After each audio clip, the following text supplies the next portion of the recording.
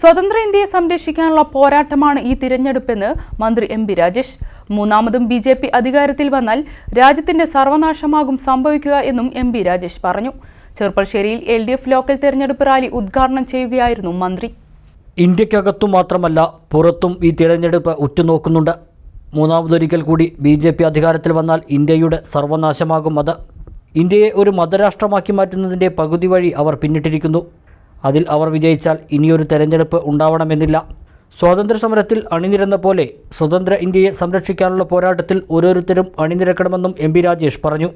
മൂന്നാമതൊരവസരം കിട്ടിയാൽ അവശേഷിക്കുന്ന മാറ്റം കൂടി ഉണ്ടാക്കും എന്നാണ് ബി.ജെ.പി. തന്നെ പരസ്യമായി പ്രഖ്യാപിക്കുന്നത്.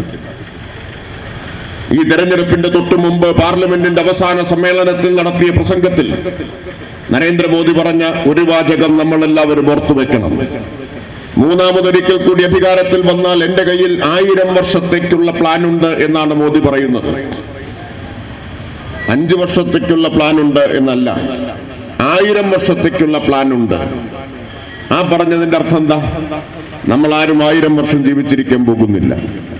മോദിയും 1000 വർഷം ജീവിച്ചിരിക്കാൻ പോകുന്നില്ല. തെരഞ്ഞെടുപ്പ് സാധാരണ 5 കൊല്ലത്തേക്കാണ് ഒരു ഗവൺമെന്റിനെ തെരഞ്ഞെടുക്കുക. 1000 വർഷത്തേക്കുള്ള പ്ലാൻ എന്റെ കയ്യിലുണ്ട്, അത് നടപ്പാക്കും എന്ന് പറഞ്ഞാൽ അതിനർത്ഥം ഇതോടുകൂടി തെരഞ്ഞെടുപ്പ് അവസാനിക്കും എന്നാണ്.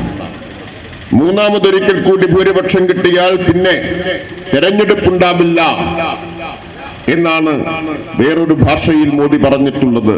ഏതുപോലെ ജർമ്മനിയിൽ ഹിറ്റ്ലർ തെരഞ്ഞെടുപ്പിലൂടെ അധികാരം പിടിച്ച് അവസാനം ജനാധിപത്യത്തെ കുരുതി കഴിച്ച് ഏകാധിപത്യ വാഴ്ചയും കൂട്ടക്കൊലയും നടപ്പിലാക്കിയതുപോലെ 1000 വർഷത്തേക്കുള്ള പദ്ധതി എന്റെ കൈവശമുണ്ട് എന്ന് പറഞ്ഞാൽ ഇതോടുകൂടി തെരഞ്ഞെടുപ്പ് അവസാനിക്കും എന്നാണ് അർത്ഥം.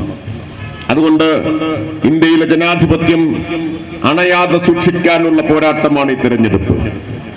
ഇന്ത്യ എന്ന ഈ രാജ്യം എല്ലാവരും ഏകോദര സഹോദരങ്ങളെ പോലെ കഴിഞ്ഞ 3/4 നൂറ്റാണ്ട് കാലം നിലനിന്ന ഈ രാജ്യത്തെ സംരക്ഷിക്കാനുള്ള ഒരു പോരാട്ടമാണ് ഈ രാജ്യം.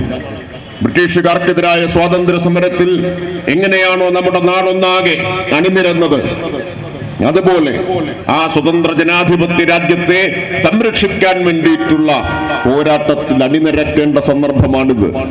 നമ്മളാരും സ്വാതന്ത്ര്യ സമരത്തിൽ പങ്കെടുക്കാൻ അവസരം കിട്ടിയിട്ടുള്ളവരല്ല.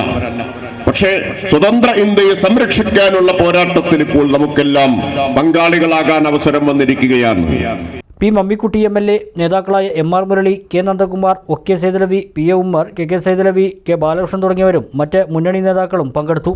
വാദ്യഘോഷങ്ങളുടെയും ഇണക്കാളയുടെയും അകമ്പടിയോടെ നടന്ന തെരഞ്ഞെടുപ്പ് റാലിയിൽ 100 കണക്കിന് പ്രവർത്തകർ പങ്കെടുത്തു.